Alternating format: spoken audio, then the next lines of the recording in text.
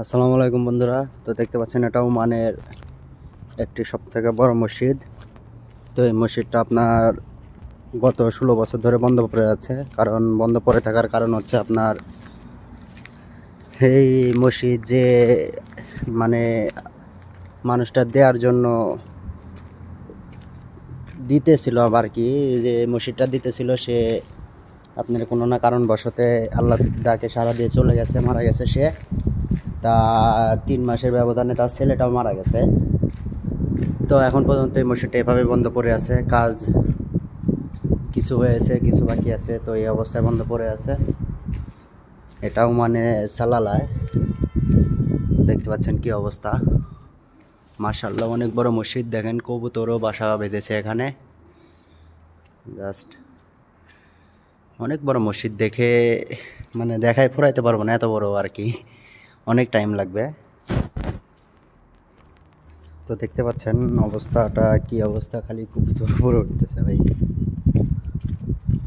অনেক বড় মসজিদ ভাই, যা বলার অপেক্ষা রাখে না। কত টাকা ইনভেস্ট হয়েছে যেটার পিছনে ভাই বলার বাইরে। দেখেন তো এটা এমনটা কিছুটা দেখতে দেখায়। 16 বছর ধরে বন্ধ পড়ে আছে ভাই, বিশ্বাস। আর এটা বাইরে দৃশ্য দেখতে পাচ্ছেন, ঘাস আদর জঙ্গল সাফ করে আবার পরবর্তীতে আবার হয় এগুলা। এমন মিনার আছে চারটা, 4 কোণায় 4টা আছে। আর ব্যয়বহুল জায়গা ভাই, কমপক্ষে হলেও এখানে 15 থেকে 20 হাজার মানুষ একসাথে নামাজ পড়তে পারবে। এর থেকেও আরও বেশি পড়তে পারবে ইনশাল্লাহ, আশা করা যায়। মানে এটা আমার আইডিয়া অনুযায়ী বলতেছি, 20 হাজার মানুষ। তো এটা দেখতেছেন, এটা ওই সাদ বলতেছিলাম ওখানে যাওয়ার, এটা সিরিয়া মানে রাস্তা আর কি। আর এটা মেন ভবন যেখানে নামাজ পড়া হয় আর কি, পড়াবে আর কি, মানে এমন সিস্টেমে বানানো আর কি। আর এটা উপরে ইয়া করার জন্য মানে গ্লাস লাগাবে এমনটা একটা পরিস্থিতি বা সিচুয়েশন।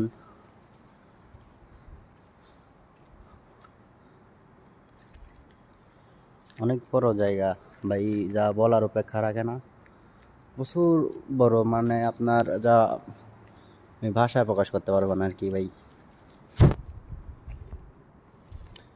কিন্তু এই দেশে সরকারকে এ মসজিদটার কাজ আবার স্টার্ট করে দেওয়া দরকার। কারণ মসজিদটা প্রায় 16 বছর ধরে বন্ধ পড়ে আছে, মসজিদটা চালু হওয়ার দরকার আছে। সে আমার যতটুকু মানে আমি যত শুনছি যতটুক, যে মসজিদটা এক ব্যক্তির টাকা দিয়েই সে দিছে। তো কারো থেকে আর কি টাকা উঠায় নাই বা নেয় নাই, একজন আর টাকা দিয়েই সে এই মসজিদটা দিতে লাগছিল আর কি, মানে দেওয়ার জন্য ইয়ে করছিল। তো সে কারণবশত দিতে পারে নাই, কারণ সে মারা গেছে। তো এখন সরকারকে এটা ঠিক করা উচিত, যাতে এখানে মানুষ নামাজ পড়তে পারে। এই দেখা ভাই, এটা নিয়ে কাজ করতো,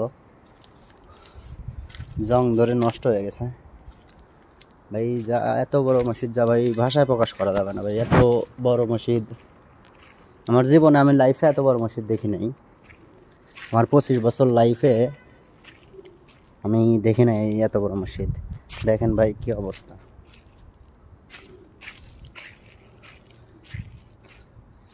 এখানে ভাই আমি রাত্রেবেলা তো আসতে পারবো না ভয়ে, কারণ এটা পরিস্থিতি এমনটাই দেখাচ্ছে কিছুটা, যা ভাই কি বলবো। অনেক বড় মসজিদ ভাই, এটা ভাই গেট, মেন গেট এটা, যেটা দিয়ে ঢুকবে ভাই। দেখেন এখানে সিমেন্টও এইভাবে আছে এখনো ভাই, সিমেন্টটা নষ্ট হয়ে গেছে যদিও বা 15-16 বছরের ব্যবধানে, দেখতে পাচ্ছেন। আর এটা ভাই এটা গাড়ি পার্কিংয়ের জায়গা। আর এটা আপনার মেন মানে গেট, যেটা দিয়ে মসজিদে ঢোকার যাবে। তো ভাই গেটটা কত বড় দেখছেন ভাই, ভাষায় প্রকাশ করা যায় না ভাই। গেটটাই ধরেন আপনার 3 তলার উপরে, 4 তলার এমন।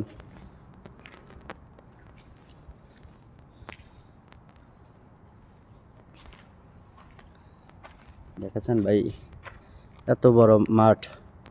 এই জায়গাটা পুরাই গাড়ি পার্কিংয়ের জন্য রাখা হয়েছে। আর তাহলে বুঝতে পারতেছেন যে মসজিদটা কত বড় হইতে পারে। ইনশাল্লাহ আপনারা বুঝতে পারছেন। তো ভাই আজকের ভিডিওটা এই পর্যন্তই। যদি ভালো লেগে থাকে তো দয়া করে সাবস্ক্রাইব করে দিবেন চ্যানেলটা, লাইক করে দিবেন, কমেন্ট করবেন, শেয়ার করে দিবেন। এই দেখেন ভাই কবুতর এই জায়গায়, আমি হালকা জুম করে দেখানোর চেষ্টা করতেছি। ও দেখেন কবুতর।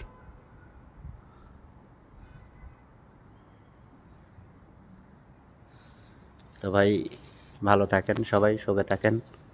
আল্লাহ হাফেজ, সালামু আলাইকুম।